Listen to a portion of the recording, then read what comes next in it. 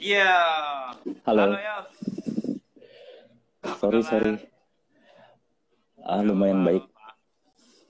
Kabar baik. Ya, Mm. terima kasih sebelumnya sudah mau diajak ngobrol-ngobrol oleh Kios Ojo Kios dalam acara ngobrol Kios dari rumah. Ini udah yang ke ya beberapa lah, ada mungkin beberapa belas. Kami sudah mulai mengadakan ngobrol diskusi-diskusi yang biasanya ada di kios. Kami ubah menjadi ngobrol online gini, live Instagram. Mm. Sudah kami lakukan sejak tanggal 15, mungkin minggu ketiga bulan Maret sampai sekarang. Nah, berbagai topik, tapi mostly memang soal relevansinya dengan COVID ini dari berbagai macam sudut pandang. Dan sekarang kami ingin bertanya kepada Remo TV soal bagaimana media mengangkat berita tentang corona, lalu bagaimana masyarakat mesti bersikap terhadap virus corona itu dan pemberitaan itu, maksudnya mengambil pelajaran kah, dan terakhir bahkan mulai banyak anjuran-anjuran melalui WhatsApp yang mengatakan bahwa nggak usah baca berita karena kalau itu beritanya negatif, dia akan memperlemah imunitas sehingga kita akan makin mudah terjangkit virus corona kalau kita belum kena virus corona. Jadi itu dihembuskan oleh banyak orang, dihembuskan juga kalau saya baca misalnya ada pemberitaan di media, lalu di kolom-kolom komentar banyak orang yang mengatakan itu gitu. Lalu saya menganggap karena rasanya itu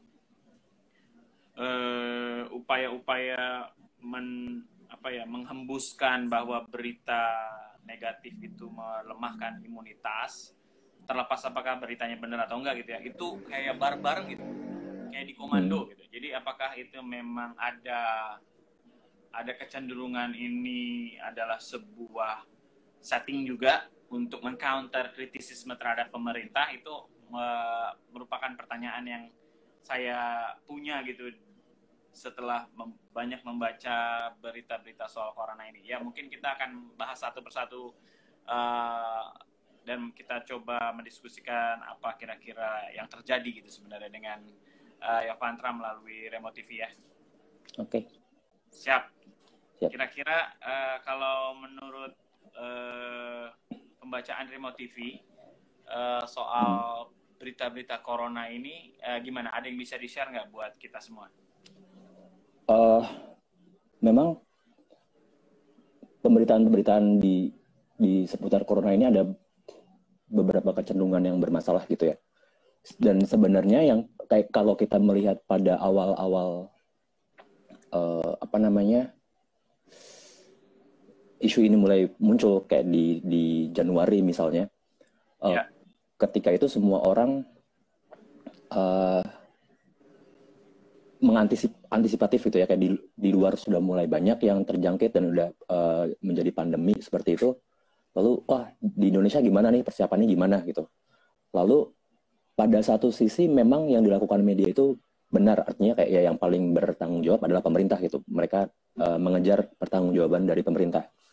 Tapi kemudian setelah itu ya tentu ada problem dari jawaban-jawaban pemerintahnya juga ya. Tapi kemudian media sangat apa ya, memanfaatkan statement-statement yang bermasalah dari pejabat gitu, kayak misalnya apa corona akan nggak, kita imun corona karena suka makan nasi kucing misalnya, atau Oke. corona nggak bakal masuk Indonesia karena apa perizinan Indonesia itu berbelit-belit misalnya. Iya, juga. Statement-statement kayak gitu tuh akhirnya sangat banyak pas awal-awal itu menjadi uh, lebih dominan, dan itu memang clickbait, orang apa ya, kayak ketika lihat wah gila nih, jadi lelucon. Nah akhirnya banyak berfokus kalau lelucon itu, dan memang ada beberapa hal substansial dari yang diomongin pejabat-pejabat gitu ya, tapi dan itu nggak begitu terekspos dan nggak dikejar lebih lanjut gitu. Yang lebih banyak dimainin adalah hal konyol ini. Itu pertama.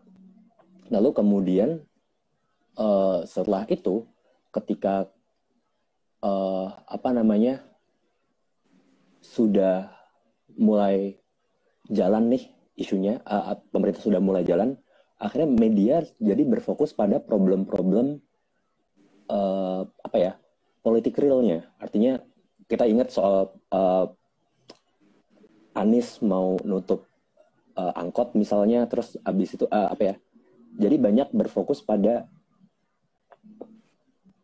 terambil pada percaturan politik, persaingan politik yang kayak kita ingat kayak Cebong Kampret, Kadrun sekarang ya. Jadi banyak meng-highlight perbedaan-perbedaan Jokowi dan Anies, while memang perbedaan regulasi itu berpengaruh gitu ya terhadap keselamatan kita sebagai warga, tapi itu disajikan sebagai drama politikal akhirnya, perseteruan politis gitu. Itu yang membuat, dan itu akhirnya di bawah di warganya itu mungkin main buzzer-buzzeran juga ada di situ. Jadi akhirnya ini persoalan penanganan corona itu jadi masalah gue dukung Anies atau gue dukung Jokowi, bukan persoalan objektif yang mana sih yang paling rasional, yang mana yang paling benar untuk yang paling produktif untuk membawa kita keluar dari krisis ini.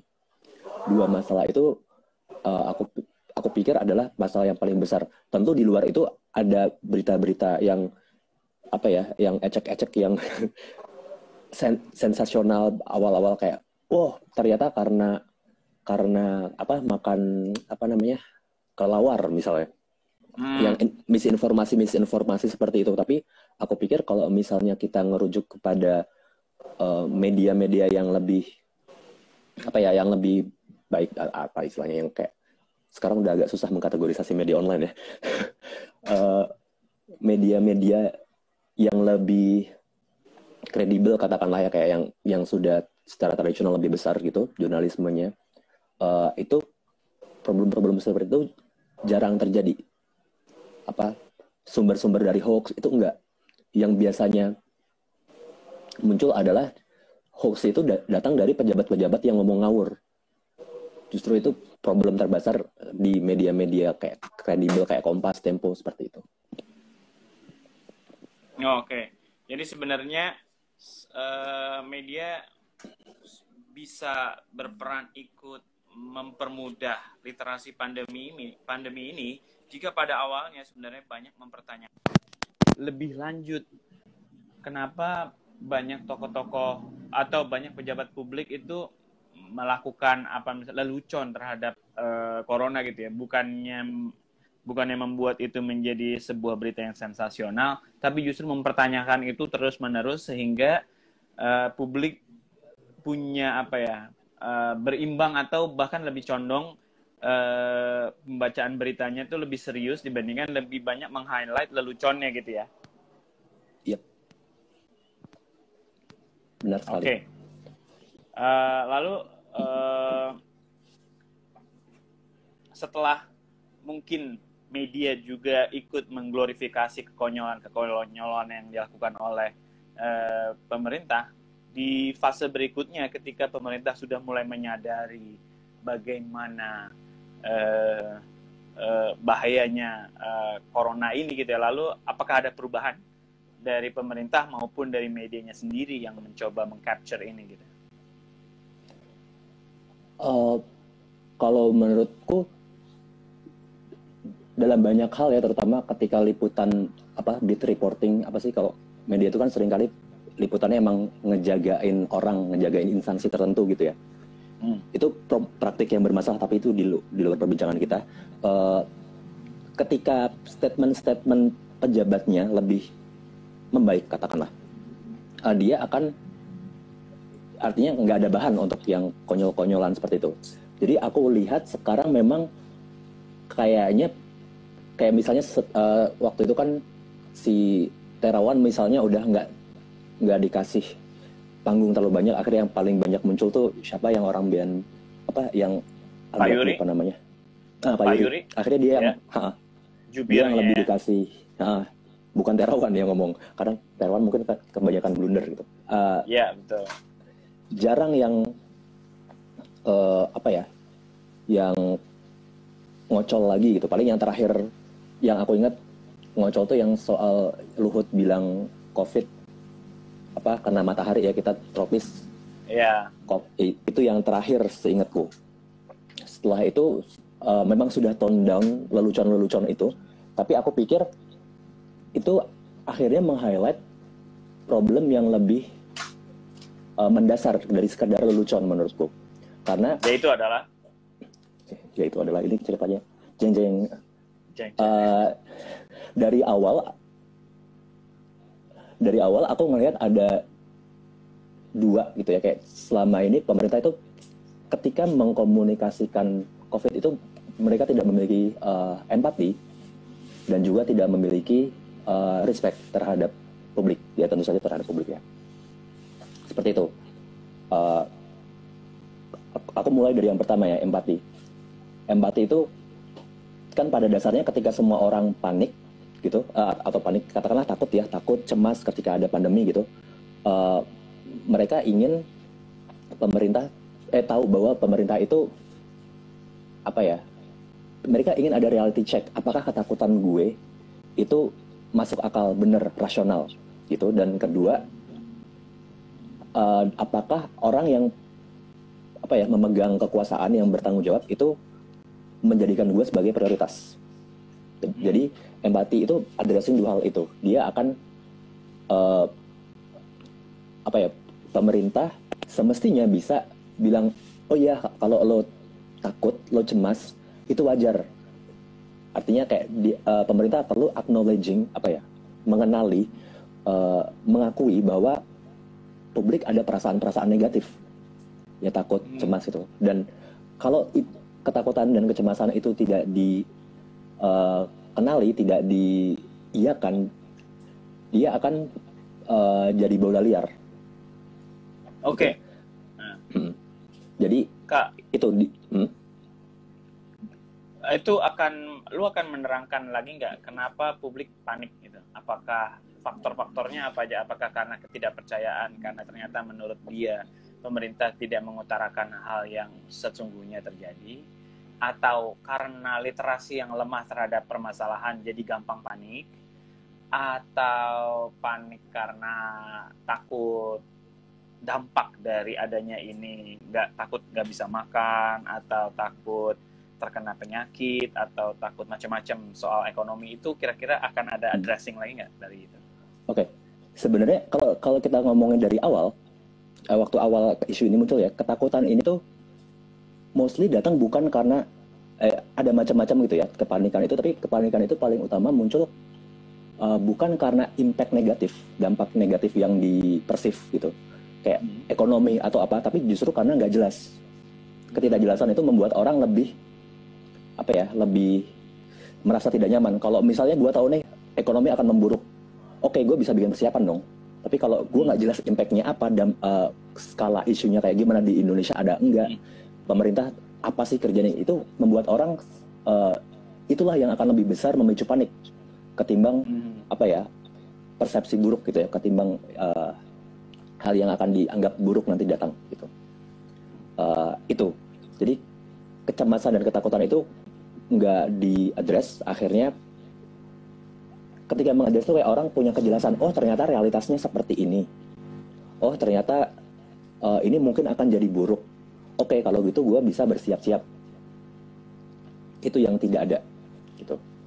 Dan oke, jadi literasi soal corona akan membuat kita waspada, yang mana kewaspadaan itu akan membuat kita bisa menyikapi permasalahan dengan baik dan benar menurut kita masing-masing, selain yang apa yang dilakukan oleh pemerintah gitu ya. Jadi kita sendiri punya kesiapan untuk menangkal itu. Yep. Itu yang pertama. Dan yang kedua adalah respect. Ini paling kentara ini ya, kayak waktu awal-awal misalnya Jokowi bilang kayak kita nggak akan emang tidak semua data akan dibuka gitu. Betul. Karena apa? Gitu. Karena dia takut rakyat panik gitu. Itu selalu jadi apa ya, alasannya, dalihnya dia gitu, kayak gue nggak mau panik, tapi justru menurut aku itu justru sebaliknya, yang dilakukan itu membuat orang panik. Artinya Betul. dia menutup-nutupi data, orang-orang jadi nggak punya jawaban. Sebenarnya realitasnya kayak gimana sih? Jadi bertanya-tanya, berimajinasi gitu ya. Seperti itu. Uh, apa ya? Tidak adanya atau usaha untuk menutupi data itu adalah menunjukkan dia tidak punya respect pada publik, dalam artian dia nganggap publik itu kayak anak kecil. Nggak bisa mengolah informasi ya, Nggak gampang bisa panik mengolah kan informasi. Kalau dikasih berita buruk, mereka akan panik, buyar, terus akan jadi binatang liar yang melakukan penjarahan atau apa. Padahal sekarang kalau kita lihat fenomena-fenomena yang kayak gitu sebenarnya relatif sedikit dan kecil-kecil gitu. Artinya kayak ya memang ada stigma terhadap orang yang kena COVID gitu ya. Tapi itu masih kecil-kecil dan belum besar. Yang sebenarnya lebih banyak terjadi adalah justru inisiatif publik untuk mengatasi corona. Ada kayak misalnya ada kawal COVID, orang ngasih sumbangan untuk APD. Justru yang ditakutkan pemerintah itu sebaliknya yang sebenarnya terjadi. Publik itu pintar, publik itu bisa menolong dirinya sendiri. Publik itu bisa mengorganisasikan dirinya sendiri, dan kegagalan pemerintah dalam memanfaatkan hal-hal kayak gini nih, memberikan ruang pada partisipasi publik untuk mengatasi corona itu menurutku bisa jadi sangat fatal justru. Karena kayak bisa jadi lama-lama akhirnya lu udah tertutup, nggak ngasih gua akses kepada data. Gua bikin inisiatif kayak misalnya yang dokter-dokter yang ID misalnya kan, itu mereka protes malah digebukin sama buzzer gara-gara APD itu kan. Ya. Kayak gue udah membantu dan malah digebukin ketika gue mengkritik itu. Orang akan kehilangan kepercayaan pada pemerintah, malah akhirnya kita jadi kayak anarko gitu. Artinya buat apa ada pemerintah, gue bisa kerjain ini semua sendiri gitu. Betul. Dan ya akhirnya belakangan memang beneran mencoba mencari kambing hitam dengan menyebarkan banyak berita-berita negatif tentang inisiatif warga. Yang terakhir bahkan ya kalau nggak salah ada aktivis yang melakukan kritik itu, lalu WA-nya diretas si Raffio itu akhirnya sekarang masih ditahan kalau nggak salah ya. Ya semoga kita juga bisa berharap semoga pemerintah bisa melepaskan Raffio, karena seharusnya Raffio itu adalah pihak yang dicederai privasinya dengan dihack gitu ya, bukannya malah ditangkap dengan tuduhan menyebarluaskan upaya makar atau penjarahan gitu. Iya. Oke, lanjut gue akan mencoba bertanya lagi. Jadi sebenarnya kalau menurut Remo TV, gue baca ada satu tulisan yang ditulis oleh kayaknya koresponden atau kontributor Remo TV yang mengatakan bahwa ketertutupan dan keterbukaan itu yang mana yang paling baik dalam menangkal atau memperlambat laju penyebaran corona ini gitu. Yang kalau menurut Remo TV gimana? Nah itu dia memang merujuk ke beberapa negara ya. Ada kayak misalnya di India, seingat gue itu memang sangat tertutup informasi soal ini ya, persebarannya. Sebenarnya ketertutupan informasi itu ada beberapa impact yang justru terasa sekarang gitu. Kayak yang tadi aku ngomongin soal stigmatisasi itu juga seringkali juga in part menurutku adalah karena ketertutupan itu, karena pemerintah menutupi soal ini, dan kayak secara psikologis kita melihat itu sebagai ini hal yang tabu nih. Kalau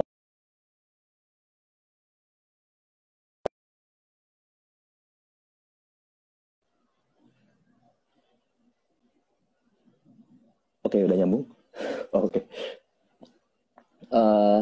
Tadi sampai mana ya? Iya. Apakah karena ini ditutup-tutupi, terus akhirnya itu memang menjadi orang berpikir, oh ini hal yang tabu untuk dibicarakan. Ada orang yang, dan seperti biasa ketika kultur menutup-nutupi itu terjadi, ketika ada yang memiliki hal itu, ya corona gitu ya, positif itu, akan ada stigma yang diberikan padanya. Itu salah satunya. Akhirnya kayak orang nggak mau ngomongin soal itu karena orang mempersif kena corona sebagai hal yang buruk, sebagai aib. Dan orang-orang di sekitarnya akan menjauhi dia gitu. Itu salah satu impact psikologis terbesar dari situ. Dan setelah itu tentu saja ketertutupan itu ini juga membuat intervensi pemerintah itu nggak bisa di scale, diperbesar. Artinya sebenarnya ada banyak inisiatif dari warga yang ingin membantu penuntasan corona gitu ya, kayak APD misalnya, memberikan sumbangan-sumbangan untuk tenaga medis.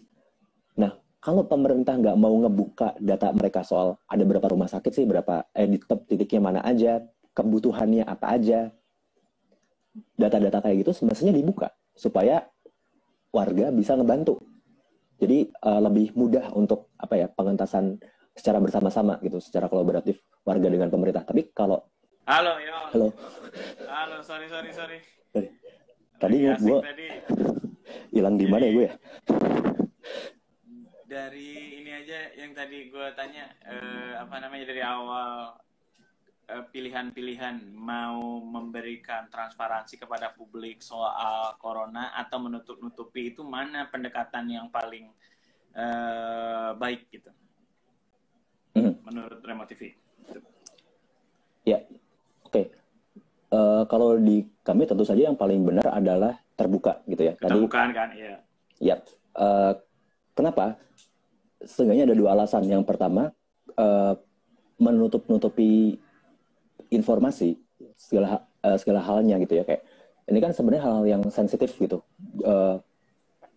Ketika informasi ditutup-tutupi, salah satu impact paling dekatnya adalah yang paling sudah mulai terasa dan tadi gue sempat sebutkan adalah adanya stigmatisasi, karena orang melihat ini sebagai aib akhirnya, karena pemerintah nutupin, ketika gue dapet berarti gue nggak mau terbuka juga, atau dan ketika orang tahu ada yang tetangganya kena gitu, dia akan berbahaya nih gitu, karena memang tradisinya adalah itu terjadi di pasien 01, 02, 03 ya.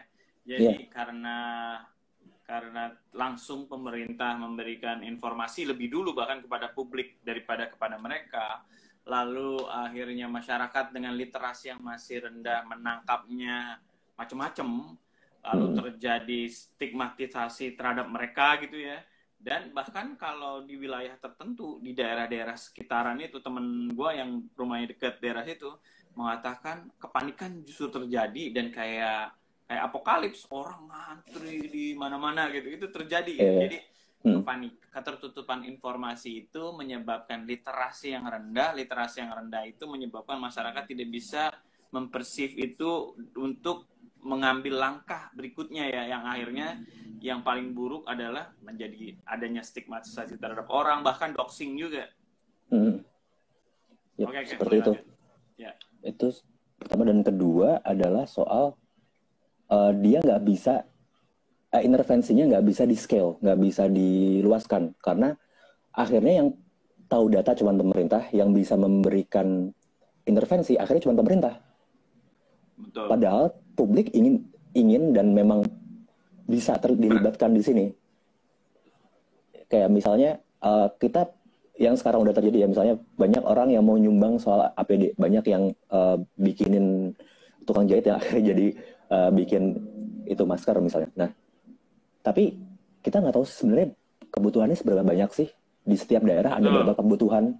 Kalau pemerintah ngasih data itu intervensinya akan sangat gampang, katakanlah ya, kayak sangat terbuka luas, dan orang bisa saling membantu instead of panic dan saling tidak mempercayai orang lain. Orang bisa saling bergantung atau mempercayai orang lain dan saling membantu gitu. Itu salah satu dua impact yang paling buruknya gitu. Oke. Jadi sebenarnya upaya pemerintah ini yang sebenarnya tarik ulur, dia melihat kecenderungan opini publik itu ke arah mana. Jadi ketika sudah mulai sadar bahwa pemerintah, ini menurut gue ya, pemerintah banyak orang yang makin tidak percaya, bahkan antar lini-lini di pemerintah sendiri banyak terdapat perbedaan kan. Informasi seperti misalnya yang dilakukan oleh jubir, lalu yang di data-data yang dimiliki oleh BNPB mungkin enggak, atau pemerintah pusat dan pemerintah provinsi dan lokal gitu ya, kabupaten kota gitu, itu kan beda-beda datanya. Akhirnya karena terlalu mencolok, akhirnya mulai presiden mengatakan kita harus membuka data gitu, data nggak boleh ada yang ditutupi, ada perubahan kebijakan gitu setelah yang dia lakukan itu kan. Itu setelah seperti sekarang ini, apakah ini sudah yang dimaksud dengan keterbukaan itu, atau ini mah masih cuma begitu aja, kurang, ini masih kurang informatif sehingga masyarakat juga masih nanggung-nanggung gitu. Bahkan misalnya kalau ada orang, banyak inisiasi publik yang misalnya kayak kawal COVID, lapor COVID-19.id, itu lapor COVID-19, itu juga kadang-kadang masih mendapatkan counter misalnya dari masyarakat, misalnya dengan kalau datanya nggak dari pemerintah nggak usah dipercaya, karena yang paling bisa kita percaya yang pemerintah, karena pemerintah yang punya data. Tapi pemerintah juga nggak membuka gitu, jadi akhirnya ya nggak jelas kita ada di situasi seperti apa gitu.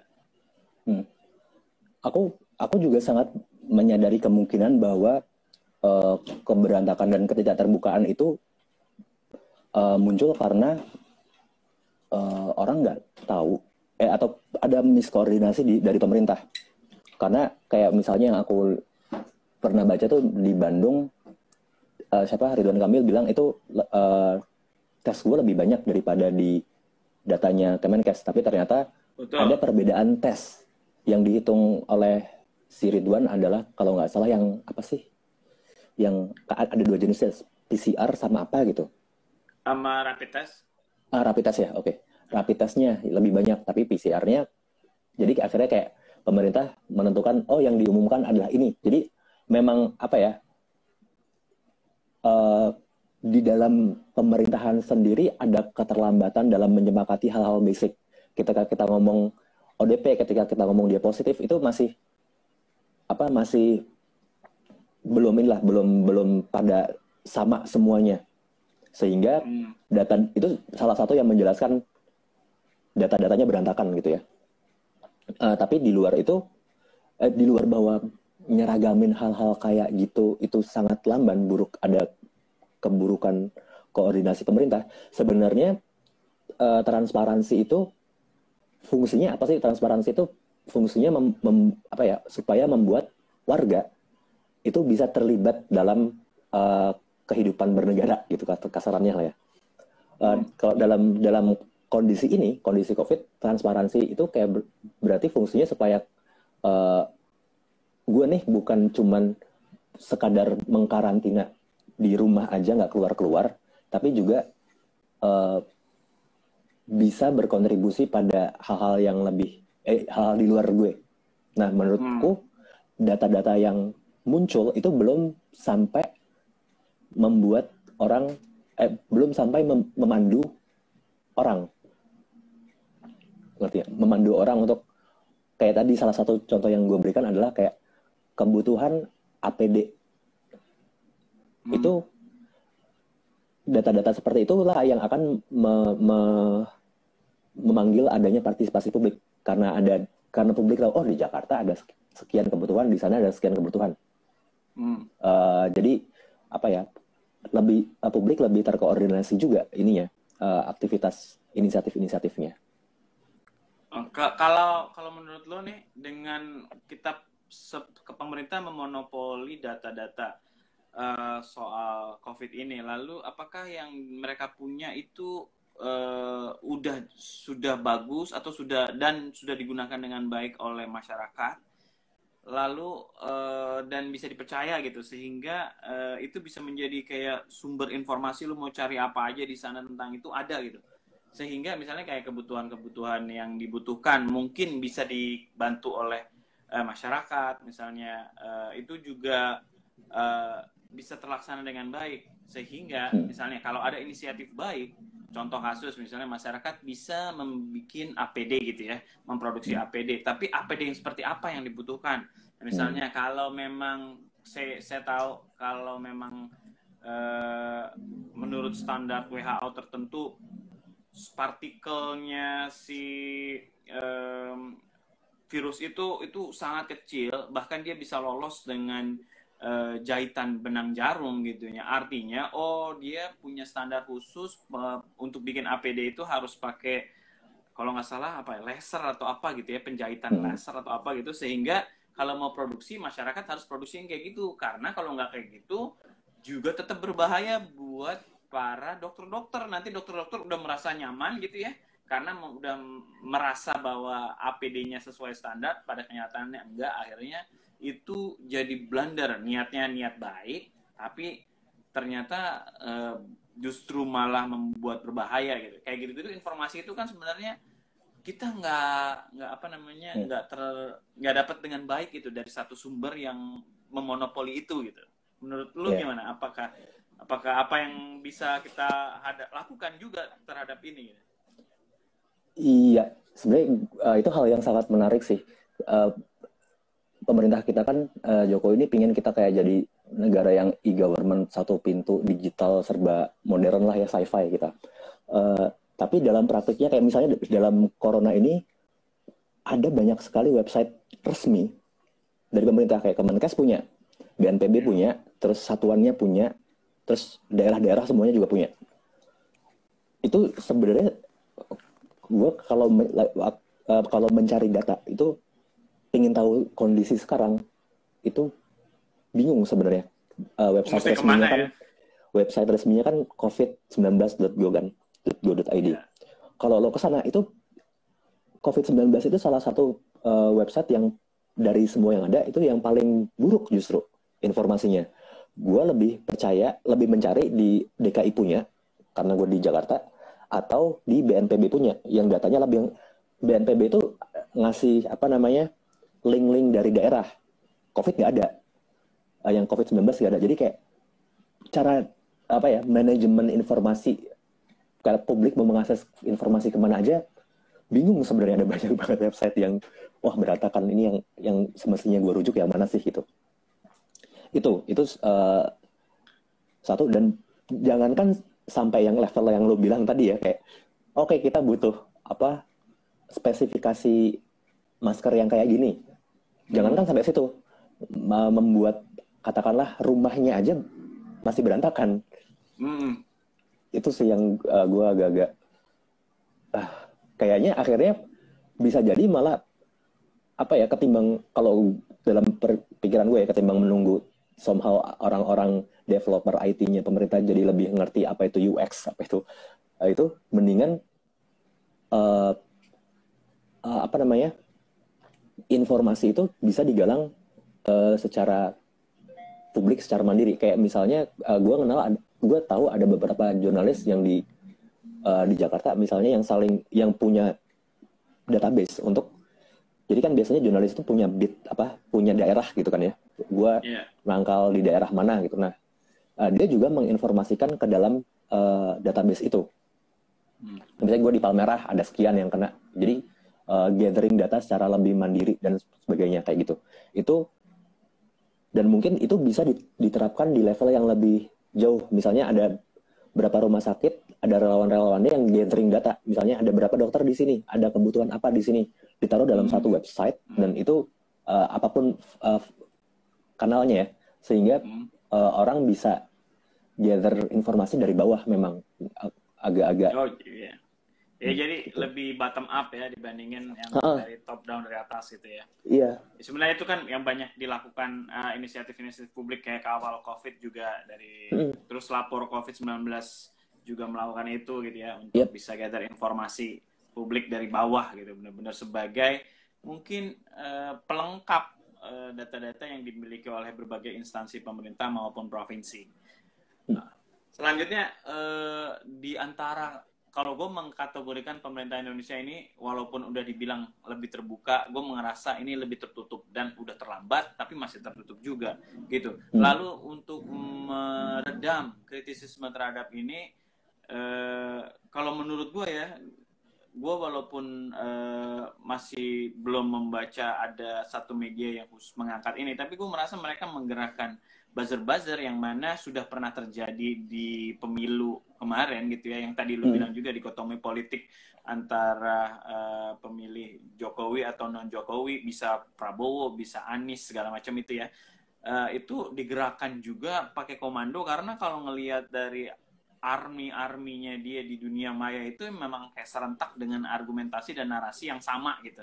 Di satu hari tertentu ngomong ini semuanya gitu. Dan bahkan terakhir Remo TV juga membuat tulisan dari pengakuan seorang buzzer gitu. Itu gimana? Bisa Remo TV juga, lo nih dari Remo TV bisa memberikan gambaran apa sebenarnya memang dia mengerahkan itu untuk mengcounter orang-orang yang mulai tidak percaya, terus mengkritisi mengcounter orang-orang yang mau mengkritisi pemerintah, dan bahkan mengcounter tulisan soal pengakuan seorang buzzer gitu. Kalau di internet, di Twitter kan juga banyak gitu ya orang-orang yang mengcounter itu nggak benar tulisannya, buzzer itu dia bukan nggak pernah buzzer tuh, karena kalau buzzer dia begini gitu. Tapi ketika ditilik orang-orang yang ngomong itu pasti punya koneksi semua tuh ke buzzer-buzzer itu sendiri juga gitu. Jadi sebenarnya memang nggak steril dari objektivitas gitu. Menurut lu gimana, Yov? Ya ini menarik sih sebenarnya.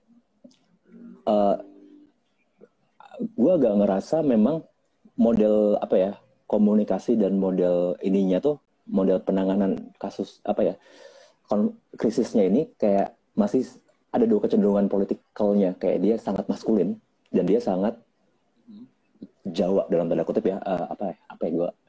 Artinya maskulin memang ya, dia pendekatannya dingin, nggak afektif, nggak acknowledging orang, dia nyuruh gitu, keras. Makanya Jokowi bilang kayak awalnya PSBB mau barengan sama darurat sipil misalnya, itu kan sangat maskulin gitu.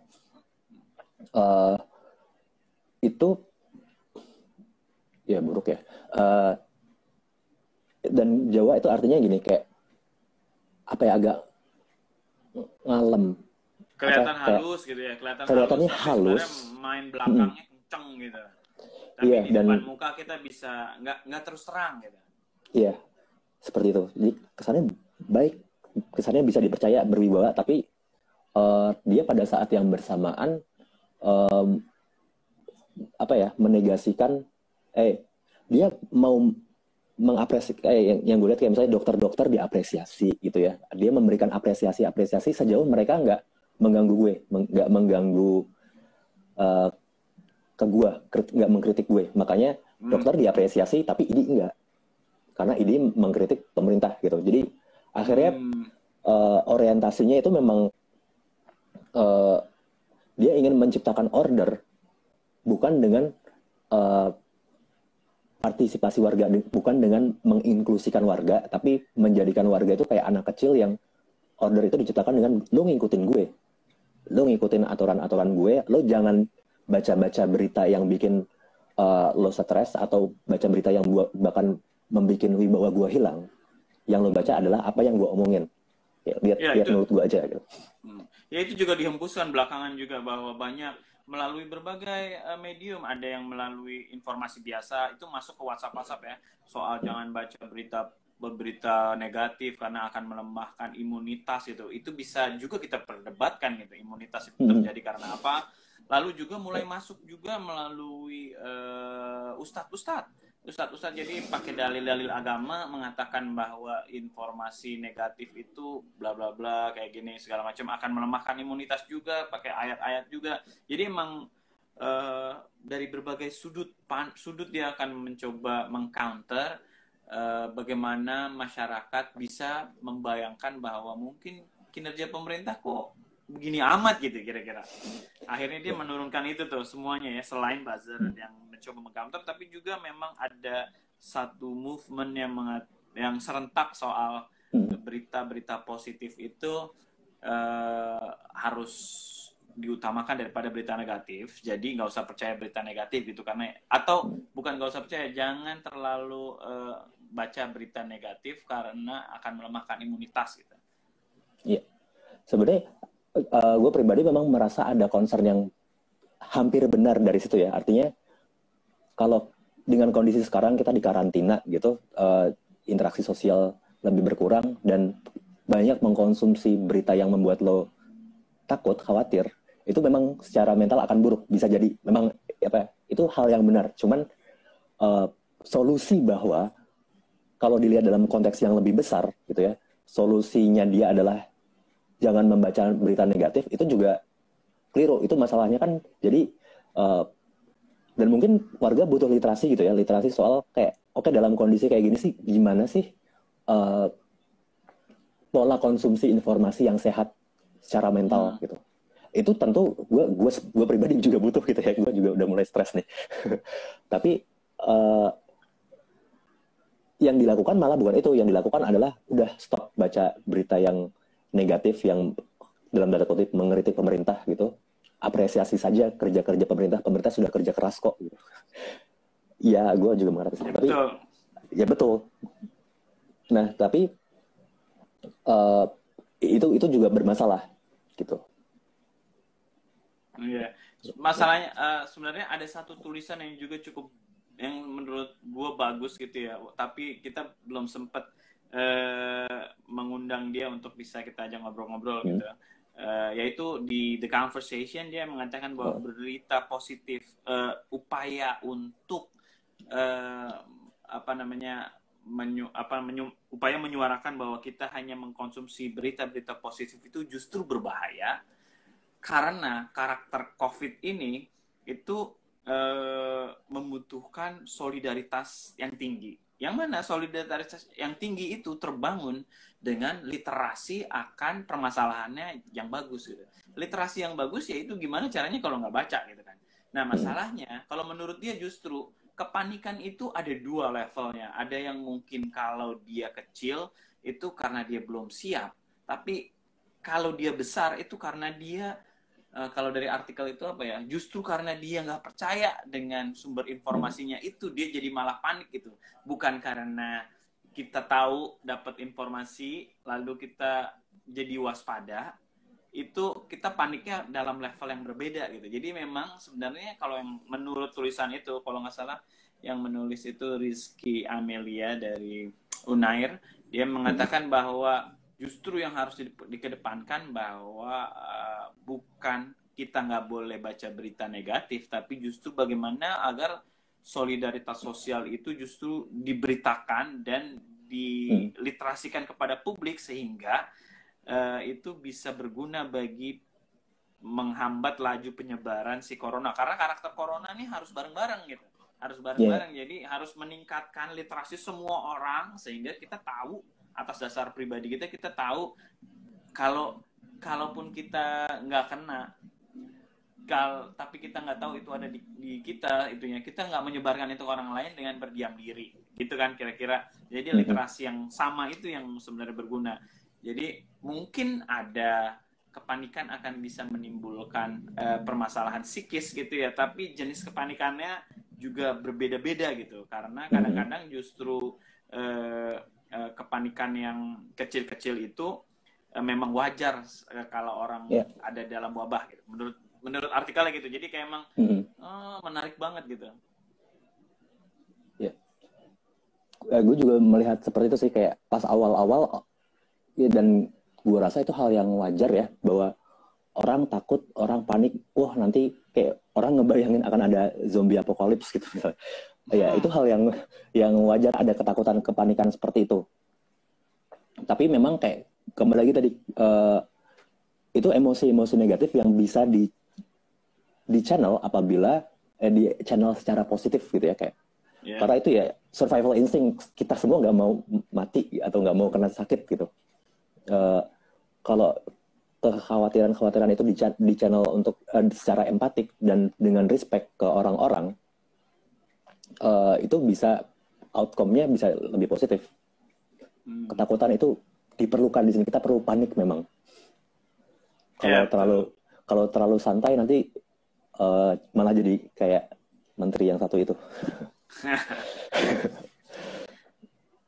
Ya, lalu kalau dari Remo TV sendiri terakhir yang menjadi meme banyak orang ini, bahkan tadi waktu pertama kali kita obrolin udah langsung ada yang ngomong. Ini kira-kira awak dari Remo TV Lebaran nanti akan mudik atau akan pulang kampung nih?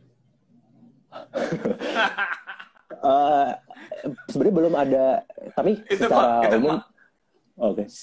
Maksudnya gue ingin menyikapi itu bahwa di antara pola komunikasi yang sudah nggak transparan itu, dia masih mencoba berkelit dengan istilah-istilah itu aja gitu. Jadi itu gak semakin beranggapan bahwa kita ini sebegitu bodohnya, jadi kita bisa fokus pada istilah aja tanpa melihat bahwa kan sama aja. Kalau orang yang nggak boleh itu kan perpindahan orang dari apapun istilahnya, mau mudik atau pulang kampung, selama dia ada perpindahan berarti berpotensi ada perpindahan virus dari kota ke desa gitu kan ya, segala macam itu yang jadi fokus ya kan. Tapi dia kayak ya menjawab hal yang berbeda gitu, ini kayak benar-benar udah parah gitu pola komunikasi. Iya, itu memang praktik komunikasi yang ya emang, makanya tadi gue bilang ini yang khas Jawanya itu adalah kayak gitu tuh, kayak dia menjawab, membantah, tapi sebenarnya nggak ada isinya. Iya. Nggak ada isi. Jadi hanya untuk ngalamin membuat kalem anak kecil yang lagi nangis. Udah, nggak apa-apa, bapak juga ngerti gitu. Padahal bapaknya dia nggak ngerti, padahal cuman dia diem aja. Waduh kayak gitu sih, parah. Gila ya, maksudnya dan itu ke depan akan mungkin terjadi pola komunikasi pemerintah masih akan terus begitu. Menurut lu gimana? Besar kemungkinan sih ya, kayak karena memang kecuali dia mulai menyadari bahwa dia perlu lebih respect pada publiknya, lebih empatik terhadap publiknya, akan selalu kayak gitu. Wujud komunikasinya akan selalu keras, menganggap publiknya bodoh dan menipu white lies gitu. Ya. Oke, ini kita gitu, sebenarnya udah melewati udah 1 jam lebih. Terakhir ada yang disampaikan nggak? Gue malah pengen bertanya di Remo TV setelah tulisan yang banyak orang baca, terutama buzzer itu, gimana dari anak-anak Remo TV responnya atau mendapatkan apa gitu maksud dari itu? Sejauh ini belum ada sih ya, paling ya postnya di Twitter diserang. Itu masih wajar lah, tapi belum terlalu belum ada yang aneh-aneh sih. Semoga nggak ada. Semoga nggak ada yang aneh-aneh. Siap. Ada yang ingin disampaikan terakhir terkait bagaimana kita memamah informasi atau memakan informasi yang disampaikan oleh media maupun pemerintah juga gitu, dari lu mungkin ada yang terakhir sebelum kita undur diri? Gue rasa tadi yang poin-poin gue udah cukup banyak tersampaikan. Paling ya himbauan aja, saudara-saudara jangan mudik. Oke, siap. Makasih banyak. Sama-sama. Terima kasih udah bisa bergabung ini. Terima kasih buat teman-teman semua yang udah stay di sini walaupun tadi terputus. Mohon maaf jika ada kesalahan dan ada beberapa komentar-komentar tapi kayaknya waktunya udah lewat, mohon maaf belum bisa dibacakan. Untuk inisiatif publik ada tadi laporcovid19.org, ada kawalcovid.id, dan ada berbagai inisiasi lainnya. Terima kasih buat teman-teman semua. Yon, terima kasih banyak Yon, terima kasih buat sama-sama semuanya. Terima kasih diberi tempat. Yo.